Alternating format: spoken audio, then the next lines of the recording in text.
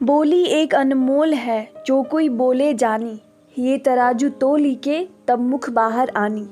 यदि कोई सही तरीके से बोलना जानता है तो उसे पता है कि वाणी एक अमूल्य रत्न है, इसलिए वह हृदय के तराजू में तौलकर ही उसे मुंह से बाहर आने देता है। जिन खोजा तीन पाइया गहरे पानी पैठ, मैं बपूरा बूढ़न डरा रहा किनारे बैठ। जो प्रयत्न करते हैं वे कुछ न कुछ पैसा पा ही लेते हैं। जैसे कोई मेहनत करने वाला गोताखोर गहरे पानी में जाता है और कुछ लेकर आता है, लेकिन कुछ बेचारे लोग ऐसे भी होते हैं जो डूबने के भय से किनारे पर ही बैठे रह जाते हैं और कुछ नहीं कर पाते। दोस्त पराए देखी करी चला हसंत हसंत, अपने याद न आवई जिनका आदि न अंत। यह मनुष्य का स्वभाव है कि जब वह दूसरों के दोष देखकर हंसता है तब उसे अपने दोष याद नहीं आते जिनका न आदि है न अंत। जाति न पूछो साधु की पूछ लीजिए ज्ञान, मोल करो तलवार का परा रहन दो म्यान। सज्जन की जाति न पूछकर उसके ज्ञान को समझना चाहिए। तलवार का मूल्य होता है ना कि उसकी म्यान का, उसे ढकने वाले खोल का। माला फेरत जुग भया फिरा न मन का फेर, कर का मन का ढार दे मन का फेर। कोई व्यक्ति लंबे समय तक हाथ में लेकर मोती की माला तो घुमाता है, पर उसके मन का भाव नहीं बदलता, उसके मन की हलचल शांत नहीं होती। कबीर की ऐसे व्यक्ति को सलाह है कि हाथ की इस माला को फेरना छोड़कर मन के मोतियों की माला को बदलो या फेरो।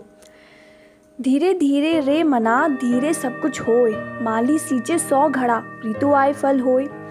मन में धीरज रखने से सब कुछ होता है। अगर कोई माली किसी पेड़ को 100 घड़े पानी से सींचने लगे तब भी फल तो ऋतु आने पर ही लगेगा।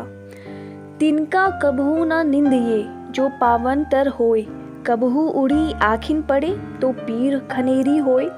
कबीर कहते हैं कि एक छोटे से तिनके की भी निंदा ना करो जो तुम्हारे पाँव के नीचे दब जाता है। यदि कभी वह तिनका उड़कर आँख में आ गिरे तो कितनी गहरी पीड़ा होती है। साधु ऐसा चाहिए जैसा सूप सुभाए, सार सार को गही रहे थोथा दही उड़ाए। इस संसार में ऐसे सज्जनों की जरूरत है जैसे अनाज साफ करने वाला सूप होता है, जो सार्थक को बचा लेंगे और निरर्थक को उड़ा देंगे।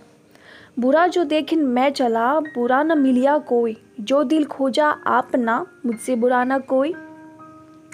जब मैं इस संसार में बुराई खोजने चला तो मुझे कोई बुरा ना मिला। जब मैंने अपने मन में झांक कर देखा तो पाया कि मुझसे बुरा कोई नहीं।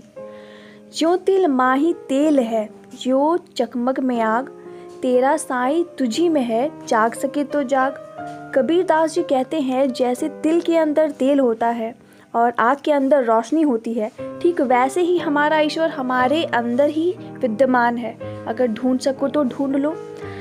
जहाँ दया तहाँ धर्म है, जहाँ लोभ वहाँ पाप, जहाँ क्रोध तहाँ काल है, जहाँ क्षमा वहाँ आप। कबीरदास जी कहते हैं कि जहाँ दया है वहीं धर्म है और जहाँ लोभ है वहाँ पाप है, जहाँ क्रोध है वहाँ सर्वनाश है और जहाँ क्षमा है वहाँ ईश्वर का वास होता है।